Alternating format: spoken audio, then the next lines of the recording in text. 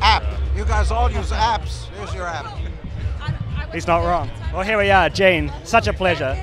You've got your family here, but I know that you're a long-time fan of all things comics, all things entertainment and monsters, because I read a fact, right? And tell me if this is true.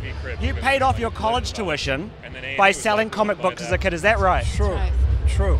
I bought and sold comic books, famous monsters of filmland. And drew some. Oh yeah, drew them I used to have my own fanzine.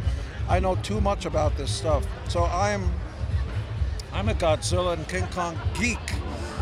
Go way back when I was a kid, before you were born, when I saw King Kong first, black and white film, on $1 Million Movie in RKO in New York City on WOR, and I'll tell you who the stop motion animator is and all that. No, we don't need to know. You don't need good. to know. We're good.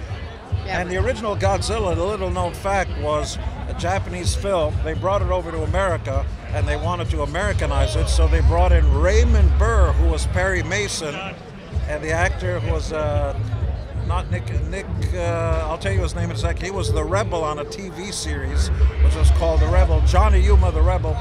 And all you see them is looking outside of big skyscrapers going, and then they cut away to Godzilla coming down the street. So this is going to a loving home then? I mean, it's okay to have dramas you and have no idea what's in our house. Shakespearean things, but popcorn movies. Give me popcorn movies. Well, I was going to ask. You say you don't want to know the things that are inside your house. I'm a memorabilia collector, right? So I've been in auctions, so I know that your stuff always ends up in an auction somewhere. Yeah. Are you always keeping an eye on what comes up and sometimes thinking, I would like that back? The little stuff is okay, but sometimes you see the big stuff. Hey, what happened to my thing? That was yeah. Sometimes it shows up. Is it crazy to think that some of the stuff that you've played or wore just ends up being worth something? Like, is that a weird thing to even consider? I'll tell you what's weird is you can Google it or go on YouTube. The gum. Gene Simmons gum. Just put in Gene Simmons gum. What do you think my chewed gum went for on eBay? You never know. Some people might pay 5K. Just guess. 5K. 5K. Is it more? Is it 10K? Oh, 5, 10. Is that too much? $247,000. For chewed up gum. So now every time you have spit out a piece of gum, you're like, I'll keep this one. And good idea. Has to be witnessed on. By the way, this is a very good app. Now, of course, my friend, the legacy isn't going anywhere. You see people on every side of the world wearing one of your T-shirts. Is that a trip? Do you say to people in public, or are you just so past being like, hey, nice shirt? I just took a picture of a little girl with a shirt on. Yeah, there was a little girl, you saw her. There was a little girl over there, just happenstance she has a KISS T-shirt on. It means it means the world to me when the little ones wear it, because it just means, there's this kind of planned obsolescence. You buy a car, and then a few years later, it's like you don't even talk about it. To stand the test of time, to have a little girl put it on because she thinks it's cool, is the highest form of flattery.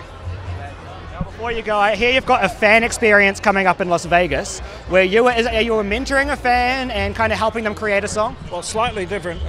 When I was growing up, the Beatles and the Stones and everybody else would be there, and you listen to the music, but you had no idea what the recording studio experience was like. So I'm taking fans into the recording studio, and they're going to be singing, and only they are going to be able to keep the copies of the recorded song. A KISS song. And you can go to GeneSimmonsRecording.com and find out. This has been a public service announcement. You got to get the plug in. Before I let you go, you mentioned your office. I want to know, both of you, what is your favorite piece of memorabilia that you've been able to collect over the years? Whether it be yours or something else.